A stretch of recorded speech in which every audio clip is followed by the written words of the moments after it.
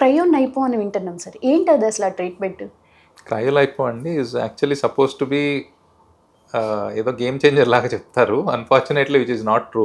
Okay. దాంట్లో ఏంటంటే మనం దే ఇంట్రడ్యూస్ ఆ ఎక్విప్మెంట్ దగ్గరికి మన స్కిన్లో ఉన్న ఫ్యాట్ని తీసుకొని వెళ్ళి అందులో ఫ్యాట్ని టెంపరీగా స్ట్రింక్ చేయడానికి నెగిటివ్ టెంపరేచర్స్ తీసుకెళ్ళి టెంపరీగా ఫ్యాట్ స్ట్రింక్ అవుతుంది.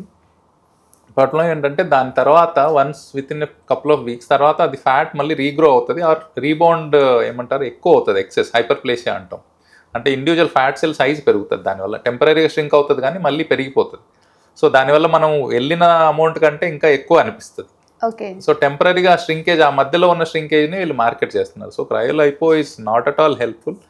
I would advise if at all మీరు లైపో చేయించుకోవాలంటే liposuction, better to go with regular liposuction చేయించుకోవడం is a good idea. Cryolipo is not at all helpful. So liposuction treatment అనేది మనకి ఎంత టైం పట్టొచ్చు అంటారు? Depends on the part of the body అండి. ఇప్పుడు డబుల్ చిన్న అయితే యూజువల్లీ ఒక హాఫ్ అన్ అవర్ టు 45 minutesలో అయిపోతుంది.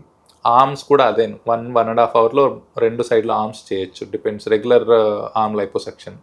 అబ్డోమెన్ కొంచెం ఎక్కువ టైం పడుతుంది, around 1 to 1.5 hour. Usually abdomen front ఒకటే పడుతుంది.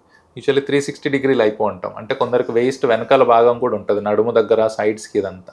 అలాంటి 360 degree లైపో చేయాలంటే it will take around 2.5 hours దాకా పడుతుంది. సో అగైన్ అదే అండి, థైస్ కూడా అంతే 1.5 hour వరకు థైస్ పడతాయి. సో డిపెండ్స్ యూజువల్లీ, బట్ ఏదైనా కూడా 1.5 to 2 hours is the maximum time frame.